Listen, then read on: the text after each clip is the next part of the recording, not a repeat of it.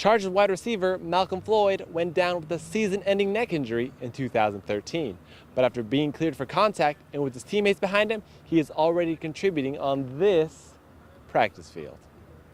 An interesting fact about new Chargers guard Chris Watt. He played with now teammate DJ Fluker at the Army game in high school. The last game featured great pitching by Ian Kennedy, but not much else. Rookie tight end Mike Flacco is familiar with the baseball field. He played first base in the minors for 4 years. Now the rookie is trying to make it on a different field, this football field. Here at Chargers Park, I found out that an older but wiser Eric Weddle has taken up an ancient remedy to preserve his body: yoga. The Chargers addressed a big position of need this year, drafting versatile TCU corner Jason Verrett. Blue 19, take right there, good. Roll off that front. The draft is over, and the rookies are settling in San Diego, ready for their first NFL minicamp. From first-round picks to undrafted free agents to players on a tryout basis, they were all at Chargers Park trying to help the team win when the season starts in September. Rookies came from all different places and backgrounds, including Iron Bowl hero Chris Davis, CFL signee Cordero Law, and a former minor league baseball player Mike Flacco. Head coach Mike McCoy was encouraged by the good start, but knows the rookies have a way to go before the regular season. I talked to him about, mastering the things that require no talent, and that's knowing what to do, knowing how to do it, and just, number one, line up and be able to play, and come off the ball and do it the right way. You're going to make some mistakes, but you got to learn the little things first. For rookies, now's the time to impress coaches and try to make the team. One player a lock to make the team is second-round pick Jeremiah Atochu. He is trying to get ready for when the veterans attend organized team activities. It's going to amp up, and that's Coach McCoy told us that after practice. He said, you don't want to get ran over, once they get here. So we got to get up to speed mentally, conditioning-wise, and things like that. So, we have a little bit of time, but, once they get here, it's going to be going fast. Rookie tight end Mike Flacco is familiar with the baseball field. He played first base in the minors for 4 years. Now the rookie is trying to make it on a different field, this football field. Go out, work hard, and, give them a reason to keep you. So that's what I'm trying to do. Keep my head down, bust my butt, and learn the plays so I know where I'm going, because that's a key, and just keep my head down. The name Flacco may sound familiar to football fans. That's because Mike is the brother of Ravens Super Bowl winning quarterback Joe Flacco. For Mike and other rookies, this mini camp will be a first step in learning new plays and impressing the coaches before the veterans get to camp. On military opening day, the Padres celebrated veterans who fought in battle and those who helped and support them on the home front. During pre-game ceremonies, the Padres honored actor and humanitarian Gary Sinise, while more than 200 service members lined the infield.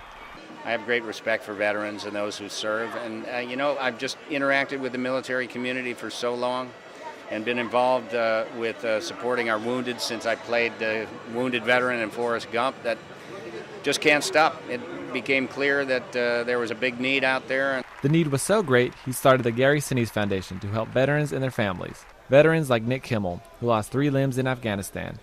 Nick now works in the Padres scouting department. The foundation is building him a smart home in Pine Valley. But to have a house that was completely designed for someone, it'll make so much.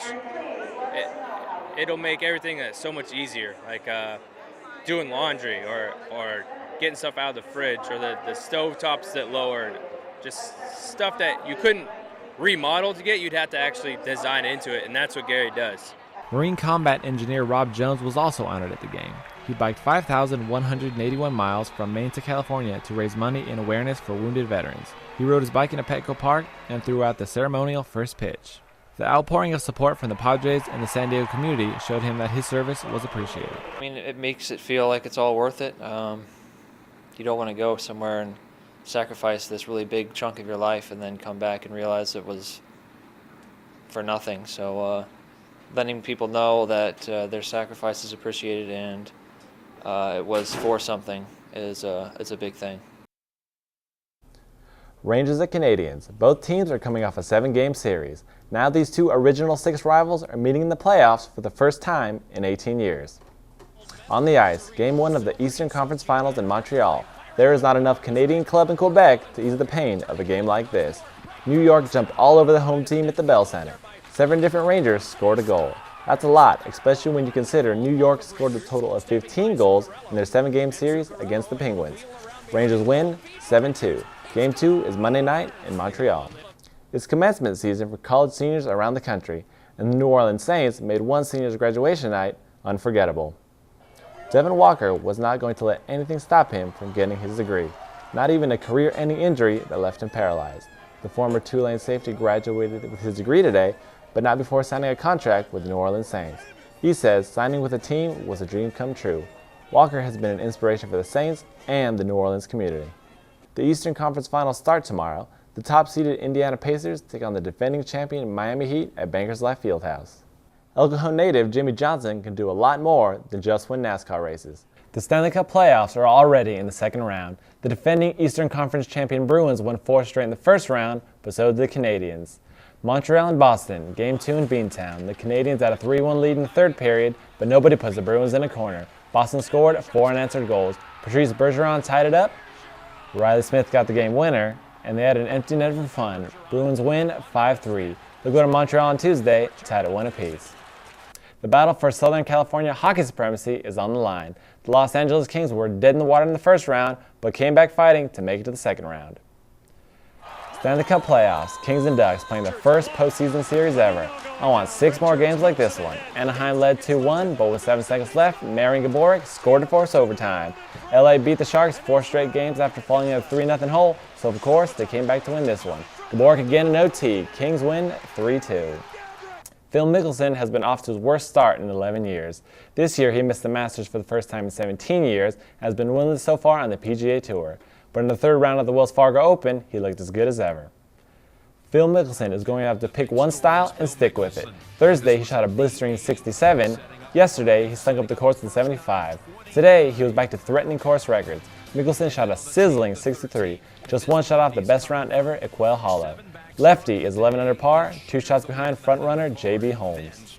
When it comes to the postseason, nothing is more exciting than a Game 7. In the NBA playoffs, there are 3 Game 7s today, and for the Clippers, this is their first Game 7 at home in the franchise's history. The best was saved for last. Clippers and Warriors at the Staples Center. Golden State led by 8 at the half. Whatever Doc Rivers said at the break worked. Blake Griffin and DeAndre Jordan went nuts. Griffin had 24 points, Jordan added 15 and 18 rebounds. Clippers win 126-121. Lob City gets the Thunder in round 2. The great basketball weekend continues with 2 more Game 7s tomorrow. For NBC7, I'm Dustin Reitinger. The Ducks are trying to get out of the first round of the playoffs for only the second time since their Stanley Cup winning season 7 years ago. For the Blues and Blackhawks, now the series is best of 3. The defending Stanley Cup champs are not going down without a fight. This really has been the most exciting series of the playoffs. 4 of the 5 games have gone to overtime. St. Louis won the first 2 in OT at home, not this time. Jonathan Toews got loose, Blackhawks win 3-2. The defending champs have won 3 straight. In the NBA playoffs, the Bulls, Nets, and Rockets won. Back to you.